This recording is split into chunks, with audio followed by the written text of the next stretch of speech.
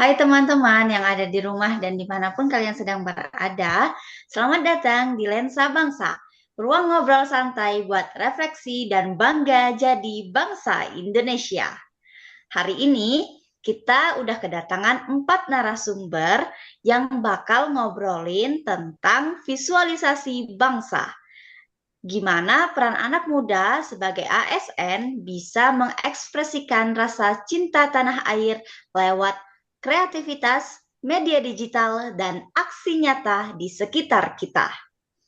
Tapi sebelum mulai, kan ada peribahasa, tak kenal maka tak sayang. Maka izinkan saya selaku host untuk memperkenalkan diri terlebih dahulu. Halo semuanya, perkenalkan, nama saya Rana Khairunisa. Teman-teman bisa memanggil saya Rana. Saya dari Satuan Kerja KPU Kota Pagar Alam. Pada kesempatan kali ini, saya tidak sendirian. Sudah ada di tengah-tengah kita bersama 4 narasumber lainnya. Untuk kesempatan kali ini, silakan perkenalkan diri terlebih dahulu. Narasumber pertama, Kak Jonas. Silakan. Terima kasih Kak Rana. Sebelumnya, perkenalkan teman-teman semua. Nama saya Jonas Martua, CPNS dari KPU Kabupaten Muara Enim. Mungkin saya tertarik nih membahas visualisasi bangsa sebagai cara kita menunjukkan kecintaan terhadap Indonesia melalui hal-hal sederhana di lingkungan sekitar. Saya berharapnya semoga diskusi kita ya pada siang hari ini bisa memberi inspirasi dan sudut pandang yang baru. Mungkin itu perkenalan singkat dari saya. Kak Rana, terima kasih. Oke, terima kasih Kak Jonas atas perkenalan singkatnya. Selanjutnya, silakan Kak David Binsar. Terima kasih atas waktunya, Kak Rana. Perkenalkan teman-teman, nama saya David Binsar Harimasi, CPNS dari Satuan Kerja KPU Kabupaten Penukal Aba Pematang Ilir. Eh, Melalui kesempatan ini, saya ingin berbagi pandangan tentang bagaimana visualisasi bangsa dapat diterapkan dalam kehidupan sehari-hari, baik sebagai individu maupun sebagai calon ASN. Dan saya berharap nantinya diskusi ini bermanfaat untuk kita teman-teman yang ada di video ini dan juga teman-teman lain yang menonton video ini. Saya kira itu saja. Terima kasih. Oke, terima kasih Kak David. Salam kenal. Selanjutnya narasumber ketiga, Kak Tara, dipersilakan. Baik, terima kasih atas kesempatannya, Karana. Perkenalkan, saya Tarzalika, CPNS dari KPU Kabupaten Lahat. Saat ini saya sedang mengikuti proses pembelajaran sebagai CPNS dan tertarik pada topik visualisasi bangsa, khususnya bagaimana nilai-nilai kebangsaan bisa disampaikan melalui cara-cara sederhana dan relevan dengan kehidupan sehari-hari. Saya berharap diskusi hari ini bisa menjadi ruang berbagi sekaligus refleksi bersama. Terima kasih, Karana. Terima kasih Kak Tara. Terakhir narasumber kita, Kak Adit, silakan memperkenalkan dirinya. Oke, terima kasih Kak Rana. Perkenalkan, saya Aditya Prayoga, CPNS dari Kabupaten Empat Lawang. Saya juga tertarik melihat visualisasi bangsa sebagai media untuk menampilkan sisi positif Indonesia secara kreatif dan membangun. Harapannya diskusi ini bisa memperkuat rasa bangga dan semangat kebangsaan kita bersama. Cukup. Oke, terima kasih Kak Adit. Salam kenal juga. Terima kasih ya teman-teman sudah memperkenalkan dirinya. Senang berdiskusi bersama kalian rekan-rekan CPNS hari ini. Sebelum kita lanjut ke pembahasan pertama, maksud saya, topik kali ini memang cukup serius berdasarkan judulnya, yaitu visualisasi bangsa. Tapi untuk podcast kali ini, kita ada baiknya untuk ngobrolnya serius tapi santai. Nah, jadi kita akan bahas contoh-contoh sederhana yang bisa dilakukan oleh siapa saja, termasuk kita sebagai anak-anak muda, generasi Z yang saat ini udah mulai bekerja sebagai CPNS di Satuan Kerja KPU di kabupaten kota masing-masing. Menurut teman-teman yang udah ada di sini, apa sih visualisasi bangsa itu Dan bagaimana menurut pandangan teman-teman cara menjelaskannya ke anak muda tanpa kesannya itu terlalu berat dan kayak membosankan kayak gitu ya. Mungkin bisa dimulai dulu dari Kak Jonas. Silakan. Oke, karena menurut saya mungkin visualisasi bangsa itu cara menampilkannya identitas dan kebangsaan Indonesia dalam bentuk yang bisa dilihat dan dirasakan. Mungkin karena Gen Z nih kan pengen konten-konten digital, contohnya kayak karya seni, desain visual atau kegiatan sosial di masyarakat. Mungkin itu saja jawaban saya, Kak. Terima kasih. Oke, terima kasih Kak Jonas. Selanjutnya langsung aja ke Kak David Binsar, dipersilakan. Ya, terima kasih Kak Rana. Ya, saya sepakat dengan yang dikatakan dengan Saudara Jonas. Selain itu, tapi visualisasi bangsa juga berkaitan dengan kesadaran kolektif. Misalnya menampilkan keberagaman budaya, bahasa, dan tradisi Indonesia secara positif dan saling menghargai.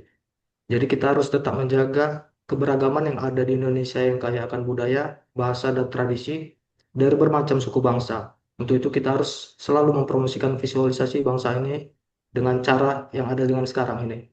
Begitu, terima kasih Mbak. Oke, terima kasih. Selanjutnya menurut Kak Tara Zadlika, silakan. Kalau menurut saya sendiri, untuk menampilkannya bisa berbentuk dengan sangat sederhana. Contohnya membuat video pendek tentang budaya lokal, ataupun poster digital bertema kearifan lokal, ataupun dokumentasi kegiatan royong di lingkungan sekitar, sehingga lewat visualisasi bangsa, hal-hal sederhana ini bisa diangkat menjadi narasi visual yang menunjukkan identitas, nilai kebersamaan, dan rasa bangga sebagai bagian dari Indonesia. Mungkin itu sih, Karana. Oke, makasih. Terakhir, menurut Kak Aditya Prayoga, bagaimana? Ya, makasih Kak Rana. Sepertinya sudah dijelaskan oleh teman-teman kita yang di atas. Jadi visualisasi bangsa bukan hanya materi di sekolah atau di pelatihan, tapi bagaimana nilai kebangsaan itu hadir dalam karya, sikap, dan aktivitas sehari-hari. Visualisasi bangsa bukan tentang memoles sesuatu agar terlihat sempurna secara palsu, tapi tentang berani menampilkan jati diri kita, yang sebenarnya baik itu keramahannya warga, semangat gotong royong. Ya, baik, itu aja, Pak apa? Oke, terima kasih. Nah, itu tadi teman-teman jawaban dari para narasumber kita. Jadi dapat saya simpulkan secara garis besar, visualisasi bangsa dan bagaimana menjelaskannya ke anak muda itu tanpa terasa berat, yaitu salah satunya ialah dengan menggunakan sosial media dengan cara yang positif ya untuk memunculkan hal-hal yang bisa memvisualisasikan bangsa Indonesia melalui konten-konten yang dapat membuat anak-anak muda semakin tinggi rasa kecintaannya kepada tanah air Indonesia. Mungkin begitu ya untuk segmen pertama kali ini. Oke, selanjutnya menurut teman-teman konsep yang paling realistis untuk diterapkan oleh kita sebagai aparatur sipil negara, langkah apa aja yang paling realistis untuk mengimplementasikannya? Silakan dimulai dari Kak Jonas. Oke, terima kasih Kak Rana. Mungkin sebagai penerapan kita sebagai ASN itu kan kita harus tahu dulu nih hal utama yang dimiliki oleh kita gitu, sebagai ASN nanti. Mungkin dari memberikan pelayanan publik, mungkin kita bisa memberikan ya konten edukasi nih, edukasi publik yang mungkin berbasis lokal dan kearifan daerah yang ya pokoknya bisa diterima lah oleh masyarakat sekitar. Karena kan kita sebagai Indonesia ini kan berbeda-beda nih, beragam ibaratnya. Jadi mungkin konten edukasi yang berbasis lokal ini mungkin paling realistis lah menurut saya, Mbak. Menurut saya Kak Rana. Terima kasih. Oke, terima kasih. Jadi ya memang paling apa untuk pendekatan yang paling memungkinkan itu melalui media sosial gitu ya, edukasi Ya melalui benar Kak. media sosial. Karena dari umur yang paling kecil sampai umur yang paling senior itu pasti ada yang menggunakan media sosial. Iya, baik. Iya. Mungkin medianya aja ya yang Ah, beda-beda. benar. Oke, selanjutnya Kak David, silakan. Terima kasih waktunya Kak Rana. Ya, menurut saya itu yang penting itu eh, cara pengemasan informasinya. Itu contohnya dengan storytelling ringan atau visual yang menarik gitu. Mengingat generasi sekarang ini Kak, dan juga zaman yang sudah berubah. Jadi kita juga harus mengikuti perkembangan itu. Itu sih menurut saya Kak. Ya, betul ya. Kayak saya pernah baca gitu bahwa 3 detik pertama dalam sebuah konten itu em, menentukan apakah sebuah video atau konten tersebut akan ditonton sampai habis atau dalam durasi yang lama gitu. Itu ditentukan dari 3 detik pertama. Jadi kalau misalnya udah 3 detik nih dilihat sama orang udah nggak menarik, itu pasti langsung di slide ke konten yang selanjutnya gitu ya. Jadi memang Oke. sebagai betul kata Kak David itu harus dikemas visualnya menarik mungkin, jadi bisa mempertahankan eh, seseorang untuk menonton sampai habis gitu. Selanjutnya Kak Tara, silakan. Ya, benar seperti kata Kak Jonas tadi, mungkin bisa kita sebagai ASN untuk mengimplementasinya bisa menampilkan keseharian Indonesia yang positif dan inspiratif melalui media sosial kita sebagai bentuk visualisasi bangsa untuk membangun optimisme, memperkuat identitas nasional, dan mendekatkan negara dengan masyarakat. Mungkin itu sih menurut saya. Ya, betul-betul. Karena banyak juga ya rakyat Indonesia itu yang merasa ada gap atau ada jenjang gitu ya dengan negara gitu. Padahal negara Indonesia ini merupakan negara yang demokratif maksud saya, dari rakyat untuk rakyat gitu ya. Jadi eh, memang seharusnya masyarakat Indonesia itu memiliki ilmu atau pengetahuan bahwa eh, kita itu adalah rakyat yang demokrasi. Selanjutnya, yang terakhir, Kak Adit dipersilakan. Masih di mute, tolong di klik dulu. Oke, maaf. Izin menambahkan ya Kak, membangun kolaborasi antara ASN, komunitas, dan anak muda dalam proyek visual kreatif. ASN juga bisa menjadi jembatan atau menjembatani masyarakat. ASN tidak harus mengerjakan semuanya sendiri. Mereka bisa menyediakan ruang atau fasilitas bagi kreator lokal untuk mengekspresikan nilai-nilai kebangsaan lewat aset publik seperti dinding mural di area perkantoran atau pameran digital di ruang tunggu layanan. Itu sih, Kak. Makasih. Oke, makasih Kak Adit. Kalau pameran digital di ruang tunggu layanan itu eh, di beberapa instansi saya pernah melihat gitu ya. Tapi kalau misalnya seperti dinding mural di area perkantoran masih jarang ya saya temui. Mungkin teman-teman ada yang pernah gitu atau sama seperti saya ya. Mungkin itu bisa juga menjadi salah satu sarana gitu ya untuk merupakan langkah konkret gitu yang realistis untuk menarik perhatian. Oke, dari obrolan kita yang udah cukup panjang ini ya di sore hari ini, mungkin kita bisa berkolaborasi dalam pemikiran satu sama lain di antara teman-teman ini, bahwa visualisasi bangsa bisa dimulai dari langkah yang paling sederhana, seperti kreativitas dan juga hal yang konkret atau nyata.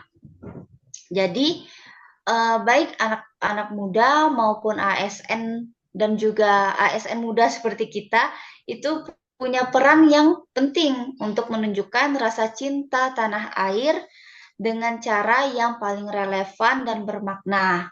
Nah, dimulai dari apa? Dimulai dari diri kita sendiri dan dimulai dari saat ini. Jadi, kita nggak perlu menyuruh orang lain untuk keluar-keluar gitu ya. Kalian harus mencintai Indonesia, kalian harus gini, harus gitu. Tapi mulailah dari diri sendiri, dari saat ini.